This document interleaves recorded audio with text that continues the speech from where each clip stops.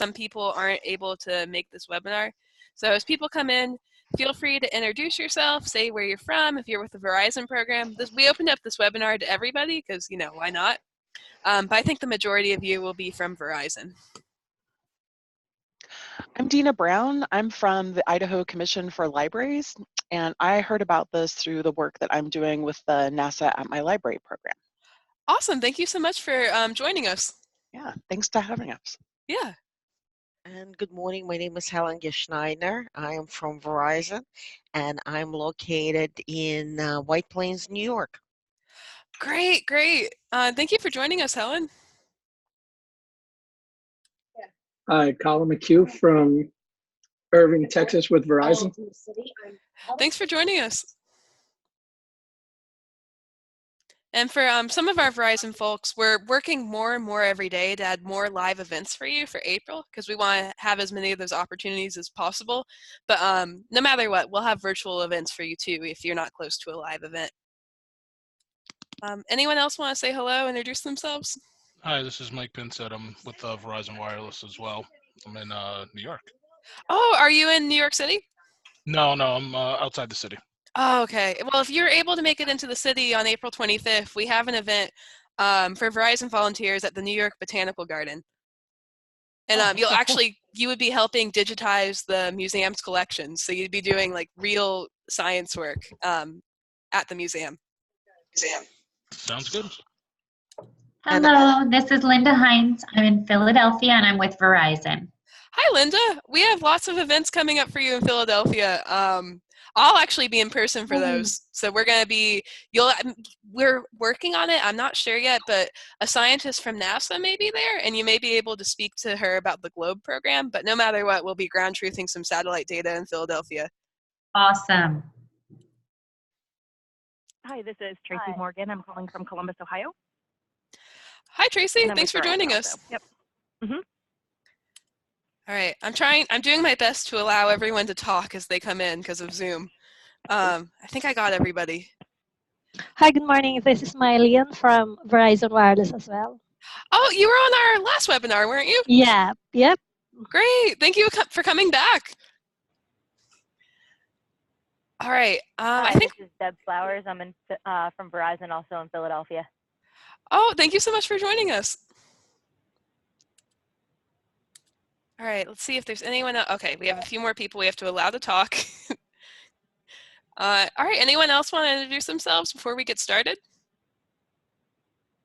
Hi, I'm Julia from SciStarter, calling in from Philadelphia. Hey, Julia, thanks for being here. Julia, we have a lot of other Philadelphia residents on the line. I hear that. That's so exciting. Yeah. All right. So if you haven't introduced yourself verbally yet, feel free to also drop your name. And I know this is strange, but your zip code in the chat, it helps us figure out where we're getting engagement and where we should target opportunities. Before we get going with the formal webinar part, anyone else want to say hi? Hi, I'm Becca. I'm with SciStarter, and I'm also in Philadelphia. Hey, Becca. Thanks for being here. Hey. We have the conservation team here from the Toronto Zoo listening in. Awesome. I love Toronto. It's the first time I was ever there was this year, and it was just the most beautiful place. I was just in awe. Yeah, it's pretty nice. It's snowing, though, right now. All right. This is Rajesh Yadav from Verizon, from Boston. Thanks for being here. Boston, oh, we have a great event coming up for you in April in Boston. The Museum of Science is taking the lead on that, and you'll actually be in the museum for a forum doing most likely a coastal resilience project. Okay, I think I have already registered for that event. Great. All right, and so as people come in, don't forget to drop your name and your zip code in the chat. And if you if you come in late and I haven't allowed you to talk because of Zoom's strange rules, feel free to post in the chat too if you want to say something, and I can allow you to talk. For those of you that already have talking permissions, feel free to mute at any time and shout out any questions, comments, reflections. We keep these pretty informal because these are for you.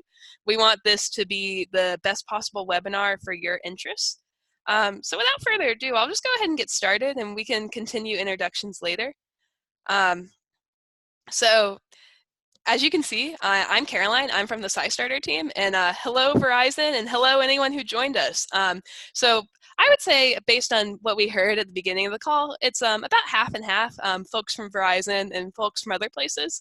And we're so happy to have all of you.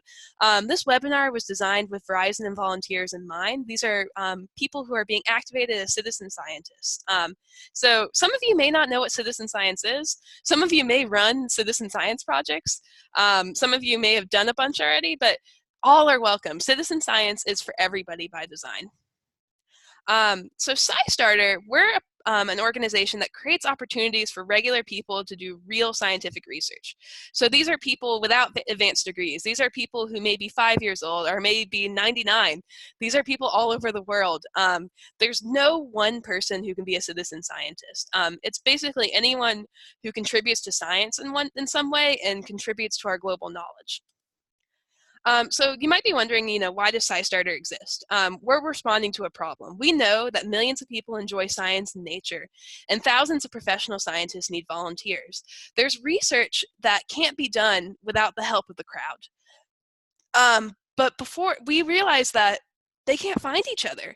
If you're a person who wants to do multiple research projects, if you're a citizen scientist who says, maybe I want to look at birds and help count them and help monitor their populations. Maybe I want to help NASA figure out if their satellites are accurate or not. Maybe I want to play a game and help Alzheimer's researchers at Cornell University classify blood vessels. Maybe you have a lot of different interests and you're really curious. We're a place where you can find those ways to contribute. So we connect you. We connect you, the citizen scientist, to research projects in need of your help. So you can't really hear videos on Zoom, but I'm just going to briefly show this for a second so you can see some of the faces of citizen science. People just like you. So you can be outside doing it. You can do naturalist science. You can do it on your tablet. You can use your cell phone. So you can be any age. You can, there are so many different projects to accommodate your needs. If you're homebound, you could do a project on your computer and never leave the house and meaningfully contribute to research. If you maybe don't have access to internet most of the time, there are some projects that have data sheets that you could take out into the field with you and take notes and then submit your findings. And I have these 3 projects up here because I just wanted to showcase kind of the breadth of citizen science. So eBird, that's a big project. There are things we know about birds that we wouldn't know without citizen scientists. We know that bird populations are declining across North America because of dedicated people like you taking these observations. Water testing, you can go out into your community and you could do a citizen science project to figure out if your water is safe to drink, if it's safe for wildlife to thrive, and you could actually take action based on that.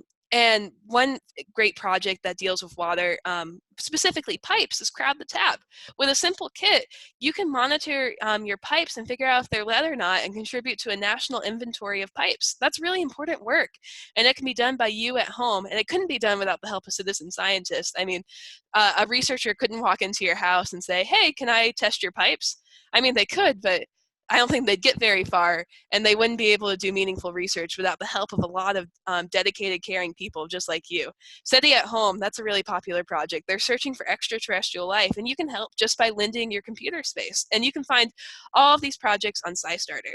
You can go to SciStarter and search eBird and click to join and head over to eBird and start contributing. You can find SETI. You can find multiple water testing projects to contribute to. SciStarter is kind of a gateway for you to find these opportunities. So there's no one definition of citizen science. It's just public engagement and research, and citizen science is as diverse as science itself. It's everything from the study of bugs to the study of outer space. But I think these common features help. They're kind of my guidelines and what I use to determine if a project is a really good citizen science project. So anyone can participate. That's a big one. We don't want barriers.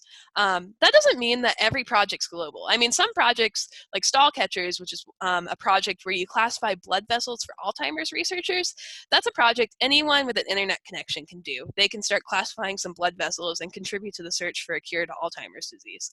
But other projects are hyper-local.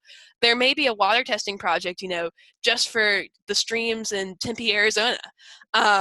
But we want it to not be discriminatory and to allow for wide participation from all sorts of people with any background. And we also want the data to be trusted and used. So it shouldn't just be an education project, right? Like education projects are great, but for it to be citizen science, you have to be collecting the data and it has to have a purpose. It has to contribute to some sort of research outcome or some sort of new understanding of the world. And there have to be processes, also known as protocols, that everyone follows so the data can be trusted. So you all go through the same steps to get it. If there's a special way to take an observation of a bird, everybody kind of does it the same way. Or for the Crowd the Tap project I mentioned, where people are testing their pipes, they all use pennies and magnets in the same way to test their pipes to get their results. We also, we want the data to advance research, so create new knowledge and ideally support decision making. For example, if you're doing a water quality project and you find out, the water isn't good, you want to be able to take that next step. One great project with that is called My Coast. So we mentioned the coastal resilience project that the Boston team may focus on. With My Coast, a lot of resilience planners use that data and craft solutions to sea level rise and coastal resilience. So they're trying to make communities stronger based on citizen science data. And those are people who are in the planning profession at maybe a city or a county level. And of course, the public as well as scientists can have access to and can use the data. This isn't true for necessarily every project, but some of the really great ones, you're able to go in and see all the different observations people have made. One example is Stream Selfie. If you go to SciStarter and you look at Stream Selfie, that's a project where they're trying to, the project team is trying to do an inventory of the United States streams and figure out, are these streams healthy, are they not? And they can actually make some conclusions on that based on your pictures and your observations of the stream. And the selfie part's optional. You don't have to be in it if you don't want to. You just need to take a picture of the stream. But with Stream Selfie, you can go in and you can see on the map all the different observations people have made. And I think this number is really powerful. I always include it in presentations because researchers at the University of Washington found that with 338 citizen science projects in 2014, they had the work of 1.3 to 2.3 million citizen scientists had an economic value of 2.5 billion per year. So this just shows how much we can accomplish with dedicated volunteers. Their work takes the field of science so much further than it would be without them. And I'm only going to show this for a second, but these are some great statistics about natural projects. So some of the, oops, let me go back. No. These are some great statistics about some of our nature projects. So some numbers. I always love the numbers. So if you go to SciStarter, we have thousands of projects and events available for you to join. We mentioned eBird already. All the records coming in from eBird, such important data. The Christmas bird count has been identified by the EPA as a leading indicator of climate change, one of the top 26. We've learned about seasonal change because of citizen science.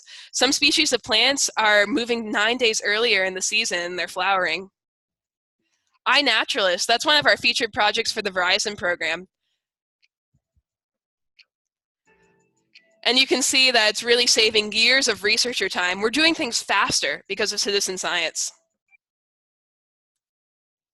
So citizen science, you may be wondering, great, I'm furthering research, but is it benefiting me? And the answer is yes, it can directly benefit your learning. Many great citizen science projects designed to enhance your own knowledge of science and learning outcomes. And the National Academies in the United States of Science, Engineering, and Medicine found that when projects do that, when they're designed for your learning, it actually makes the project better and they discover more. So it enhances scientific discovery. So when you do citizen science, you make research move faster and you may learn something too. So in a nutshell, we're trying to make research more efficient by connecting communities of citizen scientists and fields of research. That's SciStarter's mission. And we have a bunch of different components. You know, we're working with programs like our Verizon program to get people moving on this and introducing them to new projects. And we're so grateful for your dedication and time. We can provide anonymized analytics to understand what projects are really gaining traction. We can help connect people to tools. We can share best practices. With webinars like these, we can reach out to people and provide a forum for people to ask and answer questions and share ideas. So that's just all part of the SciStarter vision. We're supporting universal lifelong learners. So I'll briefly stop for some questions before I move on, because we love to keep these conversational and hear from you all. So let me stop my share for a second. Let's see. So I think some of you came in a little late, so I need to allow you to talk because of Zoom's rules. Allow. All right. Anyone have any questions so far, or ideas, or anything that's really struck you?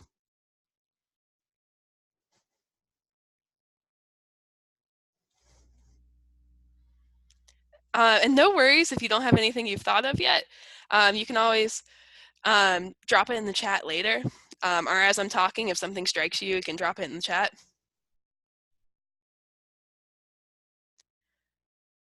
Okay, I don't think anyone has anything yet, but we really encourage you to talk. It makes it more fun when we're all talking. So I'll go ahead and share my screen again so we can get back to our presentation. So supporting universal lifelong learners, that's SciStarter's mission. So when you go to SciStarter.org, you can search all sorts of different projects. And this is true for anyone on the call via the Verizon program or something else. SciStarter is a gateway. But for our Verizon volunteers, we actually have a special experience for you and some featured projects that really focus on protecting the planet, on the environment and health. So you can head right over to verizon.scistarter.org to get started. As you might have seen from the Verizon Volunteer Portal, we have a mix of virtual events and live events for you to participate in. So one of the virtual events is this webinar that you're attending. Thank you so much. That is something that counts as 1 hour of service time for you. And we also have some coming up where we're featuring different projects on this page. So we have weeks of action where we want you to submit as many observations as possible to iSeeChange to help document changes in weather and climate, to Nature's Notebook to really dig into phenology, which is the study of seasons. These are all different featured weeks we have coming up for you in the new year in 2020. And then we also, as you may have already RSVP'd for, we have some live events near you where you can actually come and interact with project scientists, our community leaders, and really accomplish some citizen science together. And you can find all of that in the Verizon portal, but you can also come to this page anytime and start contributing to citizen science projects. So I wanted to show the full breadth of projects on this page. These are all the projects we have featured right now. And any of them are open for you to contribute to, and they have special instructions and videos just for you. So it's we provided extra instructions beyond what you normally find on SciStarter. Most projects on SciStarter, you know, they provide a goal, a task, a project image, some other special instructions. With these, we also have the videos and ways for you to get started and make sure you can go back to your SciStarter dashboard and see your contributions. So the first one I thought I'd chat about is Nature's Notebook. So with Nature's Notebook, I think it's a great project where you're actually taking pictures and monitoring seasons. So whether things may be blooming earlier than they usually did. And we're able to use Nature's Notebook to monitor those shifts. And you can do Nature's Notebook anywhere, as long as you have internet access and the ability to send your contributions. Debris Tracker, formerly known as Marine Debris Tracker. This project has been expanded so you can track litter anywhere. And it's a great project because it has the take action component kind of naturally built in. If you want to, you can actually clean up that litter as you go. And this project's really important because it'll help us identify litter hotspots. And it's a project that's sponsored by National Geographic. I think it's one of my all-time favorites. iNaturalist. You saw some statistics earlier in this presentation about all that people have accomplished with iNaturalist. It's a way of taking pictures of the creatures around you, may they be plants, animals, just any sort of species. They're creating a global inventory of the living world. So with iNaturalist, you want to aim for the uncultivated plants. So sure, you could post a picture of your pet. They won't stop you from taking a picture of your cat. But ideally, you're in the city and you're taking a picture of a weed that might have grown out of the sidewalk, or a pigeon. Or you're in the country and you're taking a picture of a tree. iNaturalist is a way for us to understand the natural spaces around us, both rural and urban. So if you're in a city, you can still do iNaturalist. I See Change. This project, they really rely on you to be the expert in your own backyard. So what that means is you know your community. You know, hey, it's unseasonably cold. It's usually not this cold this time of year. Or you know, it's raining way more than usual. I see my street flooding in Washington, D.C. or New Orleans, for example. So you can go on I See Change and post those observations. And you can also, it doesn't necessarily have to be something strange. You could post, the weather's really good today. Like, I can breathe the air really well. Or so that's the one we're focusing on. We want you to really submit observations of air quality. That's qualitative data. So I See Change is valuable in that they rely on your opinions about it. You could say, oh, I'm in Los Angeles and it's really smoggy. I'm having trouble maybe seeing across the street. That's a really extreme example, but it happens sometimes. You can say that. And you can send your pictures in too. MyCoast. We talked about MyCoast a few times in this presentation, but you're investigating sea level rise. So for our coastal friends, this is a great project to do, and resilience planners really use this data. And this is one of our projects that will likely be featured for our live event in Boston. Stream Selfie, we talked about that one too. That's one of the featured projects. Selfie part optional, but with your pictures and the questions you answer on their form, the project scientists are actually able to draw conclusions about stream health. Animal count. So this is a project that's completely online. If you're at home on the couch, you can do this one. It's for a particular island in California, and they're trying to understand fluctuations in the populations of marine animals and birds. And you basically are looking at pictures and reporting how many of these different things you see. And even though it's an island in California, because it's online, you can do it anytime, anywhere. And if enough of us do it, we could maybe help this project scientist really come to a good conclusion about these animal populations.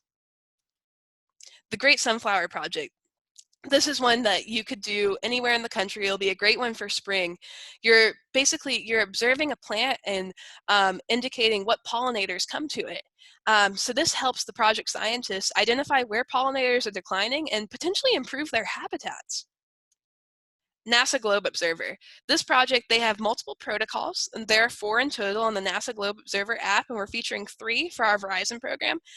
You're helping NASA scientists ground truth satellite data. So with the Clouds project, you go on the app, you click the Clouds protocol, and you take pictures of clouds, but you also report what clouds you see. Is it cumulonimbus? And the app helps you. You don't have to remember your 5th grade science class. The app will help you figure out which clouds you see, and you report it for them so NASA can verify with your observations from below what their satellites are seeing above. We call that ground truthing. Land cover. So this isn't as focused on the sky. This is focused on the land around you. Land cover is, well, it's in the name. It's basically anything that covers the land. And you're taking pictures, reporting what you see, so the satellites are able to map the land below. So it may be an urban area, it may be a field in your backyard. You just basically observe what's around you. And the tree one, this is really cool. Just using your phone, if you have a smartphone, you're able to estimate the height of a tree. The app leads you through it, the NASA Globe Observer app, and that also helps ground truth satellite data.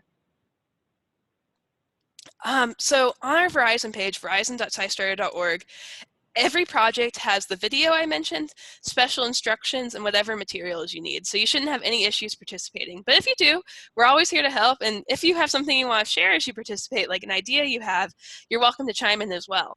And keep those ideas in mind as you go, because after we have all of our weeks of action later in 2020, we're going to be having Facebook Live events with all the project scientists, and you'll be able to engage in a really spirited Q&A with them as well, or just give them your feedback about what you thought of their project. So I mentioned the dashboard a little bit earlier. This is relevant to everyone with a SciStarter account on the call. I find it helpful because you're able to see some recommended projects based on projects you did before via an AI system.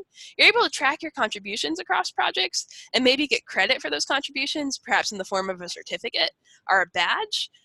For Citizen Science Day earlier this year, for example, in 2019, we gave certificates to people who did projects over that weekend.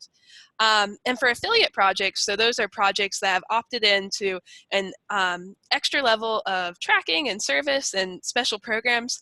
Those and all the projects on the Verizon page are affiliates. Those are projects where you can go into your dashboard and click See My Stats and actually see the number and frequency of contributions. So you're able to see some cool data visualizations and see how much you've accomplished. And on the SciStarter Project Finder, I'll get into that in a second, you're actually able to search for affiliate projects beyond just the ones on any featured page. So you can keep contributing and keeping track of your contributions. So before I get into Citizen Science Month, I think I'll briefly stop for questions again. Does anyone have anything they want to say? Or it looks like we have something in the chat. Let's see what folks have said. I'll stop sharing for a sec. Okay, let me allow people to talk. Let's see. Anyone have anything? Feel free to drop it in the chat or say it out loud. Nothing's off limits. Any thoughts so far?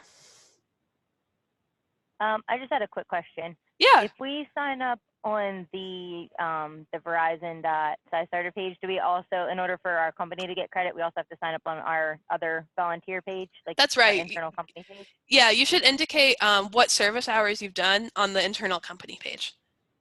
Okay.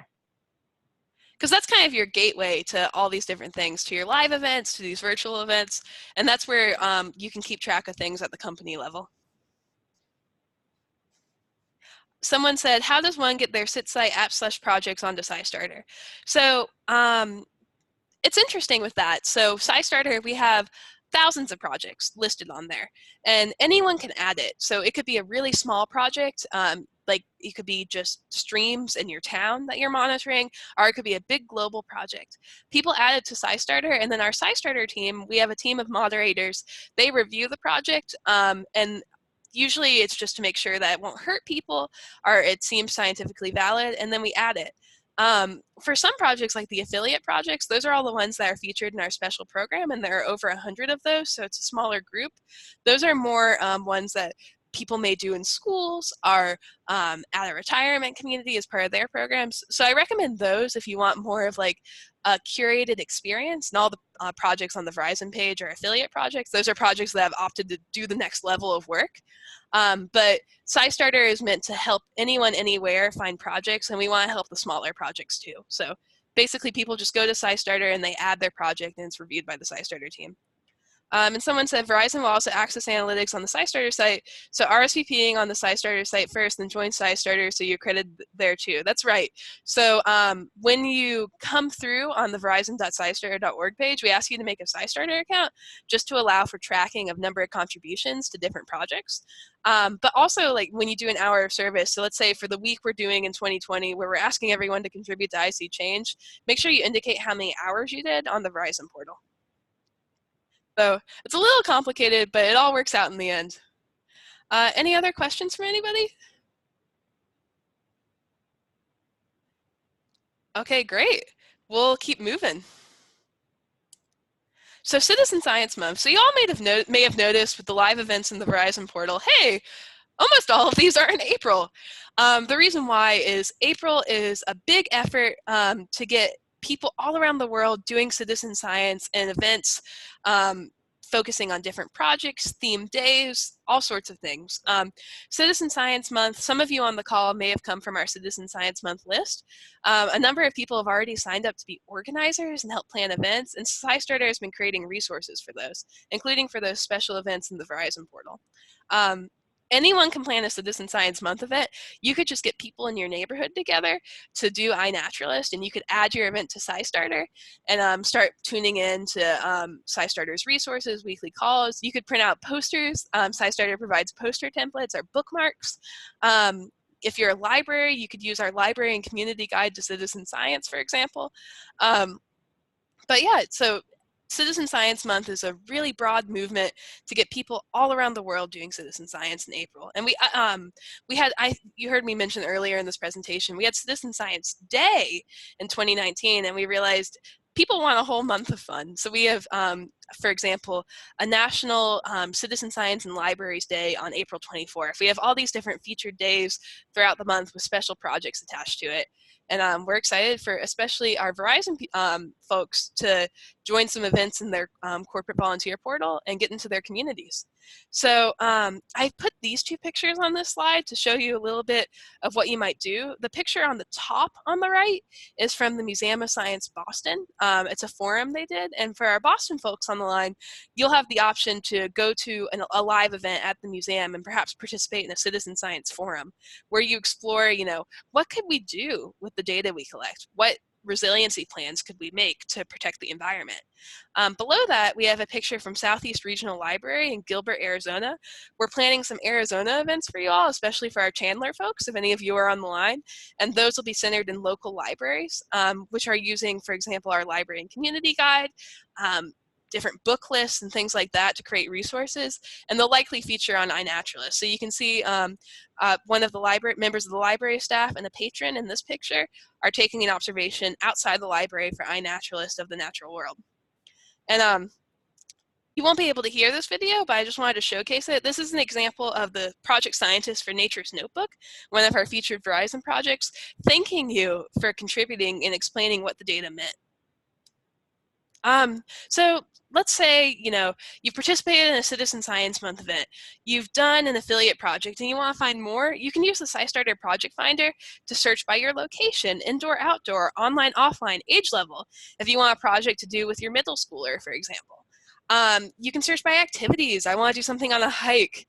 And you, of course, can use the affiliate projects filter. So you can search for projects that are SciStarter affiliates, so you can keep track of your observations in your dashboard. And I think the affiliates are always a great place to start if you're just getting started with citizen science and you want a project that you can really keep track of. So we're going to move on to a special module, and we're going to be really interactive. And this is my email. If any of you have anything after the call, anything at all, feel free to email me, get in touch, and we can start those conversations. But before we move on to our module, does anyone have any further questions? Robin said, the Gilbert, Arizona Southeast Regional Library would love to have Chandler, Arizona Verizon employees participate in our events during April events. That's right.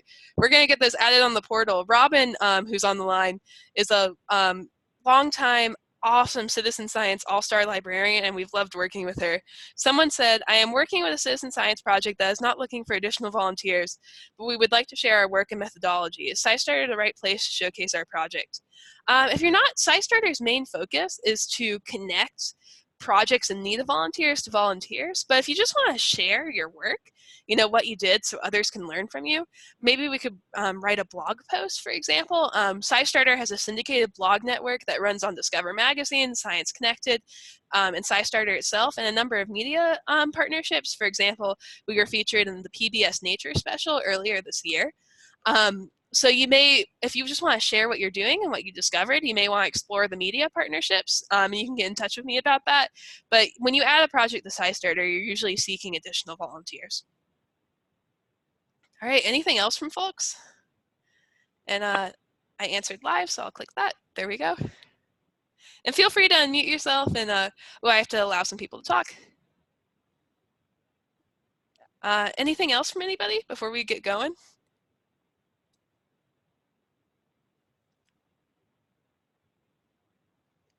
All right, well, we're going to do this module, and just as a warning, with this module, we really want to hear from you and get some feedback during it, because we're all taking a quiz together. Don't worry, it's fun. So please, please don't be afraid to speak up during the module. So Introduction to Citizen Science. So this module has videos, quizzes, all sorts of things, and you get a certificate at the end. And the module is still in development. We're about to finalize it. So I just wanted to let you know that we revealed it on our last webinar that we did for our Verizon folks, and we're doing it again with you now. So what is citizen science? So we kind of talked about this in our PowerPoint presentation, but we're trying to answer questions with citizen science and with science in general. You know, how can we make sure we all have clean water to drink? Can we find treatments to rare disease, or can we cure Alzheimer's? Science is a way of learning. It's a way of doing, a way of creating new knowledge. And citizen science is a way of leveraging the power of all of us to do that. So some definitions in our module, we got research, so it's careful study, so that's what you all are doing. You're doing research to find and report new knowledge. You have science, so studying, testing, experimenting, and you have treatment, so using medicine or another method to cure a disease or injury, and sometimes science can contribute to a treatment. So citizen means all the people. So you could be a citizen of the world. You could be a citizen of Australia. It's just whoever you are, it basically means that you can contribute to science. That's what citizen science is. So that's the thing they have in common. They need the people's help. Every citizen science project is seeking volunteers. So what are they like? So there's no age limit, so it's people of any age. They can be about anything in science, and that's kind of it. You don't need a degree, you don't need special training. You can do the projects when and where you can. So these are some images of different projects. Here's one that we saw earlier, the marine debris tracker, which is expanded to debris, not just marine, where you're logging litter and helping study pollution hotspots. Oh, here's a fun one. So this is an example of a project that may be a little bit more local, Cacti Dangerous Beauty. So you're documenting global occurrences of cacti, and as you know, cacti aren't everywhere. I'm in Orlando, Florida right now, and the only cacti I see are the ones that are in my pots in my home. But this is a great project for those of you who may see some cacti naturally occurring in the wild. Genetics of canine hypersociability. So this is a cool project. You're basically submitting your dog's genetic sample to understand their personality. And there are lots of projects you can do with your pets. One I've been doing recently with my cat is called Cat Tracker Personality Survey. It's a project out of North Carolina, a museum in Raleigh, and they're trying to understand why cats have the personalities they do. So you're welcome to contribute to that too. So we have our first question, and feel free to answer in the chat. Is it true that citizen science projects can only be about nature? Yes or no? What do y'all think? We want to hear from you. You can unmute yourself, answer in the chat, whatever you'd like.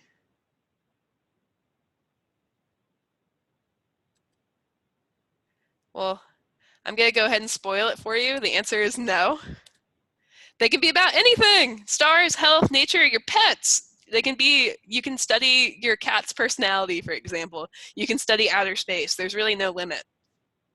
So some key points to remember: you can help solve real world problems through citizen science. Most of the projects have no cost. Some of them you may have to buy some equipment.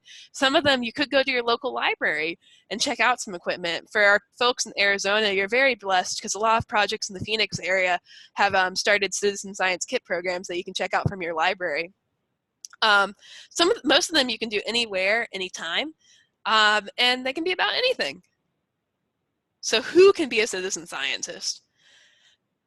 So we won't watch this video because you won't be able to hear it, but you'll see a lot of different faces in that video, all sorts of different people. How does it work? You find the need. So science is usually trying to answer some sort of specific question by taking data and your observations. You follow the protocol. So you all take data in the same way, and you solve the problem. Hopefully you answer your research question after you collect your data and analyze it. Some projects actually have you do some of the analysis, like Stall Catchers, the project I mentioned. You're making those annotations for the Alzheimer's researchers. You're deciding based on your observation if blood vessels stalled or flowing. So how do citizen scientists contribute? You can send in samples, so like your dog's saliva sample. You can take pictures if you have a smartphone or a camera, and you upload those pictures online to the project. You can take videos, you can take a survey, or you can play an online game. There's no one way to contribute, and different projects do it differently. So we mentioned stall catchers. Here's a picture of it. That's an online game example where you're identifying blood vessels as stalled or flowing to help researchers determine, are certain cures working for Alzheimer's. They test different data sets. It's a great project, and they actually report to the participants after each data set what they discovered. One example is recently they did a whole data set, and they realized that with the particular mice they were studying, the exercise didn't help increase blood flow in the brains of these mice that were infected with Alzheimer's. So that was a good discovery to make. So we have some more definitions. We've gone over protocol. A new one is a sample. So you may take a sample of like your dog's saliva, or you may take a soil sample and send it into a lab or analyze it yourself. Analyzing is when you're studying and examining something and then explaining it. And of course, data is a lot of citizen science projects ask you to help collect data because they can't do it without you. You give the project a wider reach and make more things possible. All right, so we're asked to select all the images of people shown here who can be citizen scientists. So our first person is, I'm a stay-at-home dad. Can they be a citizen scientist? Feel free to chime in the chat if you think they can be a citizen scientist or not. Yes. Yes, all right. I am a scientist. If you're a professional scientist, can you be a citizen scientist as well? Yes. All right. And we retired 5 years ago. Can you be a citizen scientist? Yes. And I just graduated from high school. Yes. All right. I have a hunch that we are correct. You do not need a degree, special equipment, or a job to be a citizen scientist. So some points to remember: you don't have to be a professional scientist or even have a degree to do citizen science. And you can learn a lot about the world and help the planet while you participate in a project. And usually you use a cell phone, but for some you may be able to upload your observations on a computer later. And some of them are completely online. You may just be playing an online game, or like that Island Count project that is a featured project for the Verizon program. You're just analyzing pictures you see on your computer. So how does someone become a citizen scientist? So they can go to SciStarter and search projects, or they could come through special programs like our Verizon program. You sign up for a SciStarter account to help keep track of your projects. You can search, and then you do the project. You actually participate. So these are all different projects that you may see on SciStarter. So look at this one. It's a wildlife expedition to Cusco, Peru. So they were doing citizen science there, and they put it up on SciStarter in case people wanted to come. One example of a citizen science project that I thought was really cool that we came across in this past year was the cruise line Hurtigruten, which goes to Antarctica, is now enlisting people who are on the cruise in citizen science. So people are literally taking phytoplankton data and then observing it in a special lab on the cruise ship. So that's kind of some unique citizen science. So we can now say there's citizen science on every continent. And not all of them require you to go to one of the most remote places in the world to participate. Some more definitions: environment, the natural world around us, location, place, and participation to join an activity. And you're able to track your participation for many projects on SciStarter. All right, so why? So you may be wondering, why may I participate? It's a lot of times it's intrinsically motivated. You want to do your part. You want to help coastal resilience planners by taking observations from my coast. You may want to learn more about birds. One cool thing about iNaturalist is I live in an apartment with maybe a few bugs, and I actually take observations of the bugs I find in my apartment on iNaturalist, and the community helps me identify them. So that might be a stink bug or something like that. So that's I learned something by doing iNaturalist while I'm also contributing to the global record of biodiversity. And when you do citizen science, you're helping contribute to research. So you get recognition for your time, we've mentioned that, and you track it in your SciStarter dashboard. And for our Verizon folks, you're able to track your hours in the Verizon portal. So what are citizen scientists saying? you may be, so Julia, who's a citizen scientist, said, SciStarter is where I go to find science projects I can do with my children for their homeschool education. So some projects, even though they're for people of all ages, some projects have opted to provide like classroom materials. So for anyone on the line who might be a teacher or a homeschool educator, you can, in the project finder on SciStarter, click classroom materials and actually get some supplementary stuff for your projects. Ooh, someone said, when I sign up in SciStarter, should I sign up with just my email? How do I link it to Verizon? That's right. So I'm going to click that. I'm answering live. You can sign up with your email. And you're able to link it with Verizon by going back into the portal and indicating how many hours you contributed, so you get those service hours. And we're also sharing our analytics from a verizon.scistarter.org page, so we can report back to Verizon how much we all accomplished together, how many contributions at what times we made to these different projects. All right, we got lots of folks in the chat. Okay, good stuff. So I'm going to click next. So recognition, making other people aware of something good you have done. We try to give recognition at SciStarter to the amazing citizen scientists who make this all work. Sometimes we may issue a certificate for you.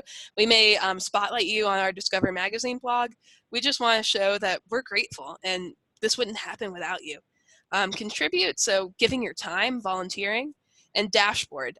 So you have your SciStarter dashboard right up here. You see how I'm highlighting it with my account? You can just go to your dashboard and you can see all the different projects you were interested in, and for some of them, see how much you've contributed. So key points to remember, you can do projects where it's easy for you and when the time is right for you. And for the Verizon program especially, we tried to give you a mix of projects. Some of them, like Island Count, you can do from your couch. All you need is a computer. Some of them, like iNaturalist, you may want to go out and about in your community, be you in a city or in a rural area, and see what naturally occurring things are around you and take pictures of them and figure out what they are.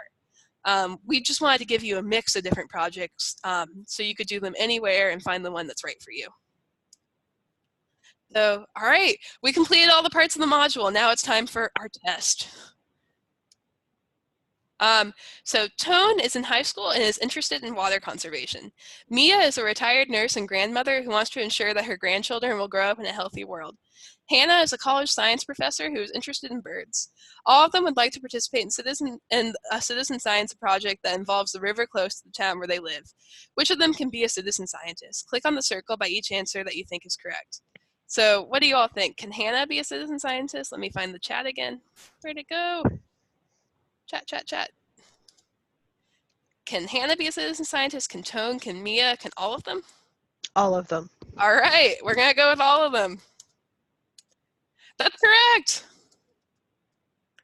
Your friend is interested in doing a citizen science project, but is worried that he will not know what to do.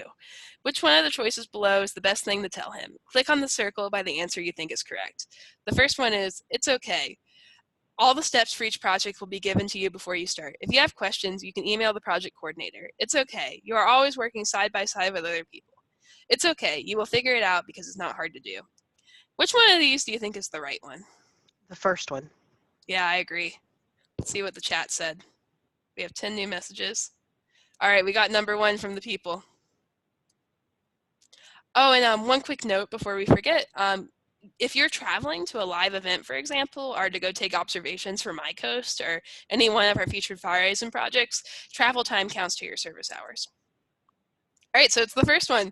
You have the steps for the project. We won't spring something on you without you being ready for it. So we click continue.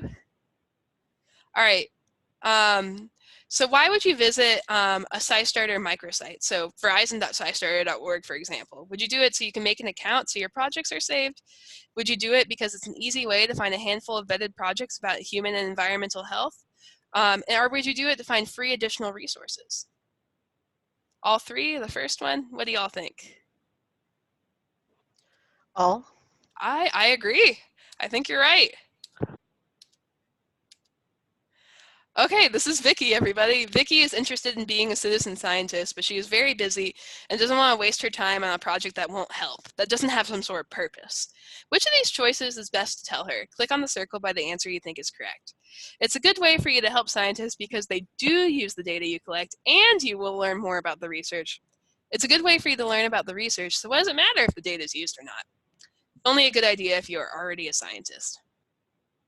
What do we think, team? First one. Yeah. I agree. Yeah, because, yeah, sure, you're learning something, but the data has a purpose. Okay, so which of these choices is the best way to describe the word protocol? Click on the circle by the answer you think is correct. The rules are agreed way to do something, to share or join an activity, information that can be used to learn something, discovery of things in nature. Let me stop my share just to make sure. Okay, we got some people in the chat. What do we all think? Do we think it's the first one? Yes. All right, and the chat agrees. So we're going to submit, and that's right. It's a set of rules, step-by-step instructions to help make sure we all are collecting data in the same way so the data can be trusted and used to learn something new. True or false? For most citizen science projects, you will either have to upload your observations using an app on your mobile device or play an online game to submit data. Click on the answer that's correct. True or false? We got false. True from the chat. You think false? All right, let's debate. Why do you think it's false? Well, because I think there are other things that you can do. You said that there were data sheets that you could take out and write on. That's true. Most projects usually use a phone, but you're definitely right. Some projects have accommodated with data sheets. So let's see. We'll put false for now. Okay, so I think they're going for the most. If we were going to do a census, I would say most require a cell phone or have some sort of online portal, but you're definitely right. Some projects do have data sheets. I would say it's maybe like, based on my experience in the SciStarter world, like 70% cell phone usage, perhaps. That's something we could learn more about. And Darlene said, this module is designed to help anyone introduce citizen science to a variety of people. If you'd like to use it to help your friends, family, coworkers, other communities you're part of learn more about citizen science, we will post the link to the verizon.scistarter.org page. That's right. So if you all, if you catch the citizen science bug and you say, I want to do more of this, you could use this module, and we're going to be posting it to verizon.scistarter.org. So why do scientists need our help to collect data for their research? Click on the answer you think is correct. They don't want to leave their lab. They would rather you do it for them. They need so much data, there's no way they can collect it all by themselves. They cannot visit all the places where they need to collect data, so they need our help. All right, we got an all in the chat. What do y'all think? We got all from Deanna. All right. Deborah says 2. We got 2 and 3. Okay. I would say 2 and 3. I agree. I think most of us have said 2 and 3. We'll go with that. All right. There are many problems that need a lot of data to solve them. That's why researchers need our help. So it's not really an issue of them being lazy. I think they're okay with leaving their lab. It's just the problems are so vast that they need you. All right, true or false? As a citizen scientist, you will expect it to do the complex research and scientific study on the data you collect. What do we think, chat and people? We got an F from everybody, so false? False. False, all right. I think we all agree. As a citizen scientist, you will only collect the data described in the protocol and send it to the researchers who will use it in their studies. That's why you don't need a degree. And what is the meaning of the word data? Careful study that is done to refine and report new knowledge, a system of studying, testing, and experimenting on things in nature, are facts, figures, or other information that may be used to learn something. All right, we got some 3s from the chat. Do we all think 3? 3. All right. It's funny, both my parents are statisticians. So the singular, data is actually plural. The singular is datum. Fun fact. So you would say the data are, or the datum is. Fun grammatical fact for everybody. So George is interested in being a citizen scientist, but is worried about his limited mobility. What would you say to him? Click on the circle by the answer you think is correct. Sorry, George, you cannot be a citizen scientist because your limited mobility means that you will not be able to go to the locations where you have to collect data. Don't worry, George, you can find a project that will work for you. I'm seeing some 2s come in through the chat. 2. Yeah. Some projects it may be harder for George to do, but he could definitely do island count on the Verizon portal. That's not closed off to him, or he could do the stall catchers project. As long as George has a computer, he could do it. Someone said, don't be rude to George. All right, I will be nice to George. You should tell George that he can search for projects and locations that he can reach, and even do online projects on his computer. That is correct. And we did it! And because we did it, we get a certificate. Woo! So that's it. That's about it for the module. I'll go ahead and stop my share for a sec so I can more easily see the chat. Now that we wrapped up the module, let's open it up for questions. Does anyone else have any thoughts or anything they want to share now that we've done this?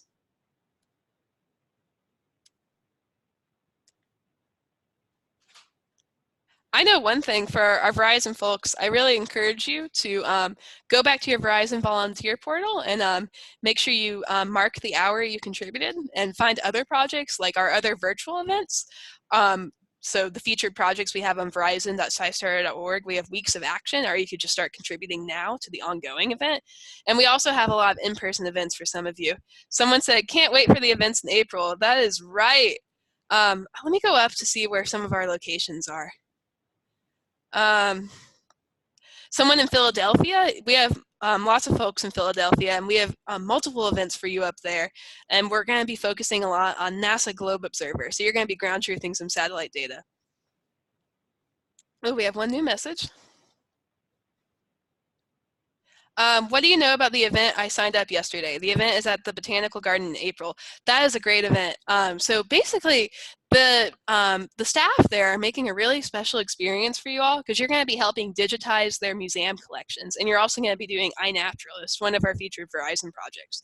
So for that event, oh yeah, you can't wait, woo! And for that event, most likely the entry fee to the Botanical Garden will be waived just for you folks, even though the event will be open to other people too. And you'll be doing iNaturalist, and you'll, of course, be helping digitize this collection. So Katie here at the Woodland Park Zoo, yes, you will be hosting them. And Katie, we have someone from Bellevue on the line, so they're actually going to be going to your event. Great. All right, anything else from anybody?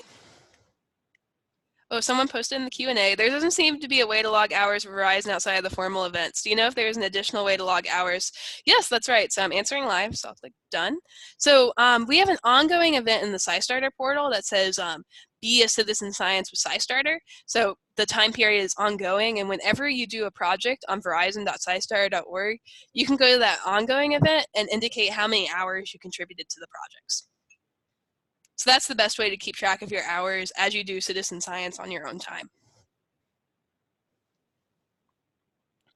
Any other feedback from folks? Let's see. Let me see other locations people are at. And if you haven't posted your zip code yet in the chat, please do, because we want to make sure. So Darlene said, also their contributions are tracked through the SciStarter API, which converts that time in their dashboards. That's right. So you have two different places that we want you to track your contributions. In the Verizon portal to indicate how many hours, and then in the SciStarter dashboard, you're able to see the number of contributions you did on what days. So for example, let's say I take pictures of 3 different plants on iNaturalist. I'm able to go into my SciStarter dashboard and see the number of observations, so 3, and the days in which I did that. So that's why the SciStarter count's important. All right, any other feedback from folks? Like if you're in a particular location, maybe do you want to know about the event that we're hosting for you or helping plan for you?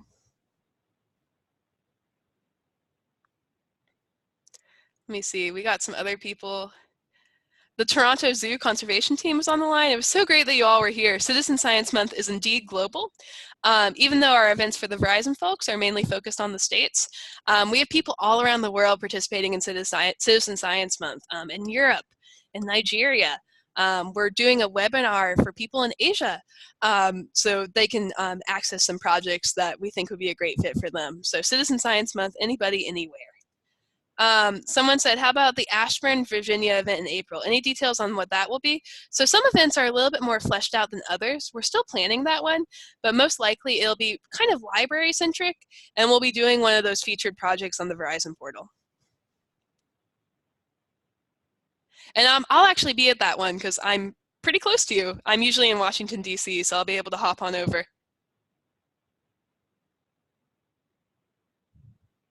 Great. Well, if you haven't yet, make sure you post your zip code in the chat. I'm also going to put my email in there, and you're also, if you signed up on Zoom, you already have my email from the confirmation. But yeah, feel free to get in touch with me. Ask questions, give feedback, give ideas. We're here to make sure you have a good experience so you can do citizen science as much as you want. All right, last chance to shout out any feedback. All right, well then without further ado, I'm gonna end this. We recorded this, so we're gonna send out the recording later on, and we're also gonna post it as a SciStarter blog post, so you'll be able to share it with your communities. And you'll be able to share that module too. If you wanted to lead your family this holiday season in citizen science, you can use that module to do that. So I'm gonna end the meeting. Any other zip codes coming in? Okay, that's it for today. Thanks, everybody. Bye. Thank you.